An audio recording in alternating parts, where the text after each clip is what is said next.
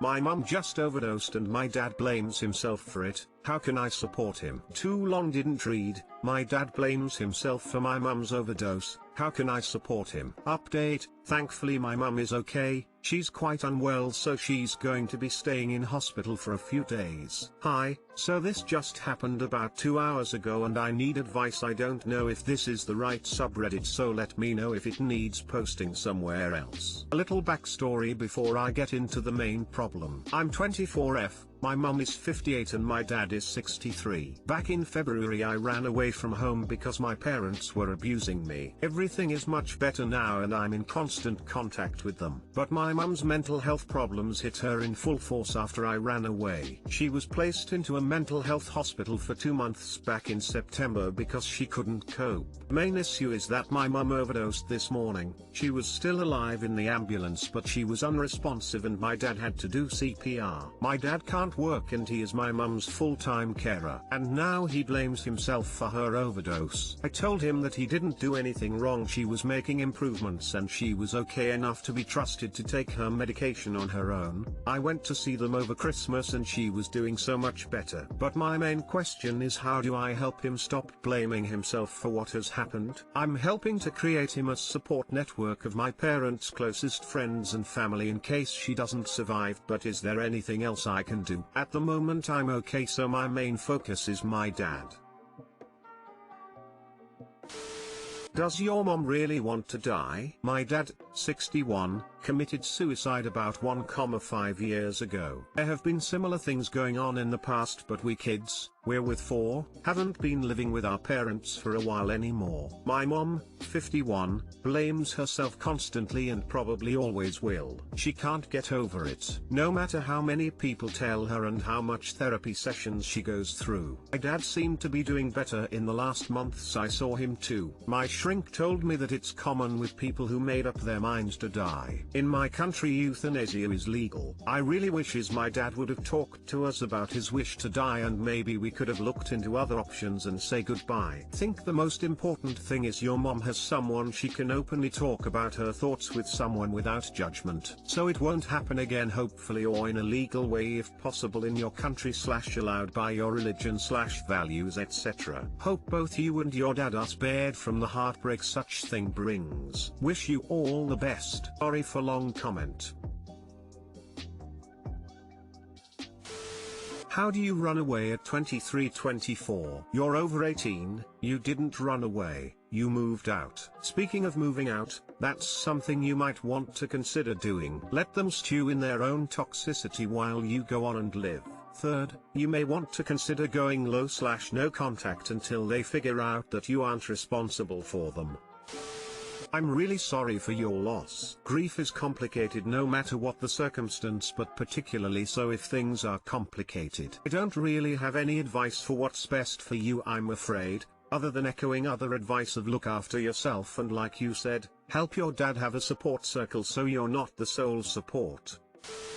Look, it sounds like you have a pretty complicated relationship with both your parents, so I don't know just how useful my advice can be. So take it with a grain of salt and really think about if it's the best for your dad, your situation, and you. The support network is a great idea. I would even suggest you reach out through that to see if anyone can come and spend time with your father, if not now while your mum's in hospital then in the coming days. This will also give you a breather. You said you're okay and want to focus on your dad, but remember you need to look after yourself before you can look after him, so just make sure to check in on yourself to tell how you're going. As for him blaming himself, unfortunately due to the circumstances it's not surprising he will, maybe for a while. Just let him know that no one blames him, especially not you. He might stop blaming himself in time, but it's way too early to tell at this point. Down the line, if he still blames himself, some therapy would probably do a lot of good for him. In a more general sense, you could also help around the house, during traumatic events like this, or God forbid a grieving period. Making sure there's easily put together food really helps. Whether that's making something like a lasagna or just making sure there are ingredients that can be made into sandwiches or something real simple will help. Even just some microwavable meals is good. Just make sure you're looking after yourself too. Reach out to your own support circle if you have one. And don't take on more than you can handle. And don't blame yourself either. Whatever has happened between you and your parents isn't responsible for this. I've been in a situation very similar to your mum before, and it was my decision, no one else's fault, and I think that's the same as your situation. I'm sorry this has happened to you, and I hope your mum recovers. My 26F husband 30 meters, finally told me the reason for our marriage's spark beginning to fade is connected to my weight gain. We have been together for 5 years and married for 1. We have had a few ups and downs, but I know this is the man I want to spend my life with. That's why we got married. And he's always held very true to the same. I have no doubts that he is committed to me and loyal. But over the past few months it has felt like our spark is starting to die. It's caused arguments here and there and the path to dead bedrooms, and I've always had a feeling it was connecting to my weight, but he always denied it. I have never been skinny, but I have gained 30 pounds since I've been with him. He's a bigger guy himself and requires a lot of food due to his activity level. He's not obese and very strong, but has a beer gut as well. I finally sat him down tonight for one of those talks where something's gotta give. I had to drag it out of him, but he said that, paraphrased, he doesn't look at me and get turned on anymore, and he felt like he couldn't say that in a marriage without it ruining the marriage. At least now I know why things have progressively been getting less and less intimidate and our spark has been suffering. He also mentioned that he doesn't feel like marriages keep a spark the whole time. Eventually it fades, and that's fine with him. He loves spending time with me and wants to be together. He still loves me, but it's hard to feel like he's in love with me because his actions tend to be emotionally independent and not so worried about my emotions or what's going on. There's a distancing forming, and for me, I don't want to just be like, oh well, the spark is gone. I want to fight for it and be in love. I know I've put on weight. Trust me, I'm self-conscious about it, but I think I've got health issues associated with why I can't lose it. For 6 months at one point I ate well, worked out with guides and the help of a trainer. I only budged about 5 to 8 pounds the entire time. I've had to change birth control once before due to its effect on me mentally, so I wonder if the replacement birth control has affected me with weight gain. I've chatted lightly with my obgyn about it, but then COVID hit when I was supposed to get my slew of tests done. The doctor's office has yet to follow up.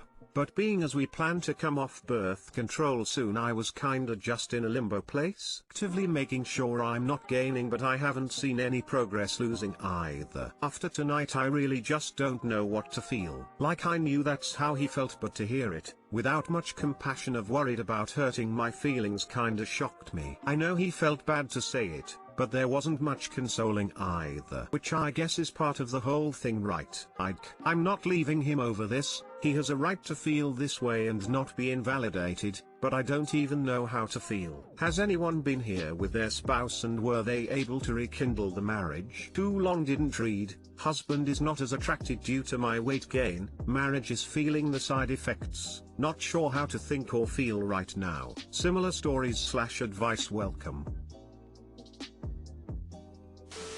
A lot of these people on here are blowing smoke up your ass. After you dragged it out of him, your husband flat out said he doesn't want to get intimate anymore BC of the weight gain. It sucks to hear the truth sometimes, but at least now you know. This is an opportunity for you both to get a little healthier, and doing it together could strengthen the relationship all around. I lost 30 this year thanks to Noom. Weight loss is 80 to 90% diet for most. Cooking and meal prepping together could be fun. I personally love cooking on my own. It helps me decompress. I'd look at this as an opportunity to overcome something together, and maybe next time you won't have to drag anything out of him. Instead he'll feel like you two can fix anything together as long as you're honest and open. Good luck, Hop! Exclamation mark. Oh man, that's really hard to hear. I'm sorry. Is it possible that it's less about your weight gain and more about how you carry yourself with more weight? You said you feel self-conscious about it. Has it affected your willingness to be sexual with him? Maybe think about it less like you have to change your body and more about changing your attitude about your body. Way easier said than done, I know, but when we feel awkward or insecure about ourselves, we act awkward and other people feel and react to that. So maybe try to fake it till you make it a little. He may not even realize that this could be what's contributing to the change in attraction. Depending on how you were working out, weightlifting versus cardio, you might not have seen much weight loss. Your body converts its fats to muscle, and with muscle weighing more than fat, your scale might not budge. It doesn't mean you aren't losing fat though. The fact you did manage a great routine for 6 months means you can do it. That's impressive as fuck. I know COVID makes it harder, as you don't have a trainer, but I have seen some success with walking daily and doing a keto diet. But it very well can be your birth control as well. Skeptical for your so and you. I think couples therapy will be key. It sounds like you two were thinking on having children in the near future, and this will become an increasingly bigger issue. You will gain weight with childbirth and it becomes much harder to lose. Perhaps he's been preparing for that. Having someone you both can talk to before taking this major step will help in more ways than one. You guys also need to keep dating each other. Even with COVID, you can do a romantic date night at the house. Just order in food, or pick up a small hobby the two of you can share. It can even be as simple as doing puzzles. Go on hikes or walks together on the weekends. Go drive around looking at Christmas lights. It can be cheesy as fuck, but doing little things like this help keep the spark alive.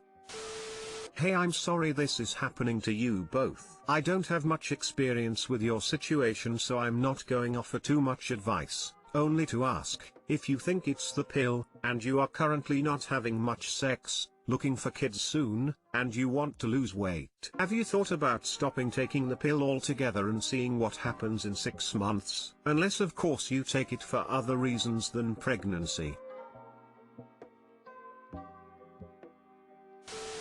Contact your doctor again and see what can be done and what needs to be postponed, or at least get some kind of time schedule on this. Don't focus like crazy on the weight. You obviously have some health stuff that's in the way, so that's not suddenly going to stop existing. Just make sure you do enough to stay healthy. Maybe you can pick up some bonding activities with your husband. Biking together or doing a team sport for duos, like tennis. Something to sweat and have fun. Look for other new cute outfits. Some lingerie can somewhat hide problem spots by accentuating other parts. If you still feel pretty, then that will translate to the bedroom too. It sounds like your husband considers the weight an issue, but you are more uncomfortable about it. That is difficult when you want to feel sexy.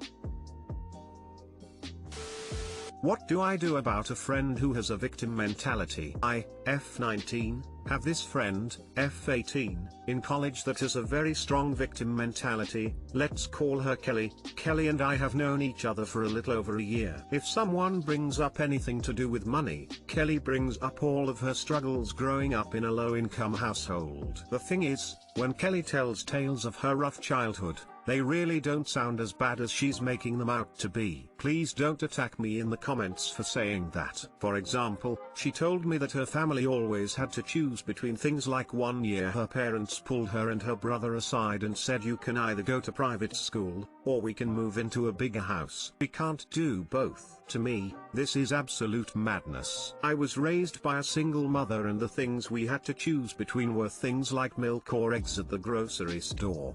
My mom doesn't even have a bed to sleep in. Most of the time, I let her ramble on, but other times I just feel like I have to put my foot down. Just the other day she was talking about how she only got to go to Disneyland twice in her childhood and that her parents had to cancel cable TV for 3 months one time. These are things I didn't even have growing up, and I sometimes feel the need to tell her to check her damn privilege. I know that's wrong, and I shouldn't invalidate her experiences, but what else should I do? Every day she complains about being disadvantaged makes me less inclined to be her friend. I don't want to cut her off or hurt her feelings, I just really want her to STFU. Other mutual friends of ours have made comments about her victim mentality behind her back, so I know it's not just me who is reading too deep into things or something. So what should I do? Talk to her about it, or do I just continue trying to ignore it? Edit, I forgot to mention that Kelly got her ex-roommates thrown out of student housing last year because of her victim mindset. The roommates didn't like her,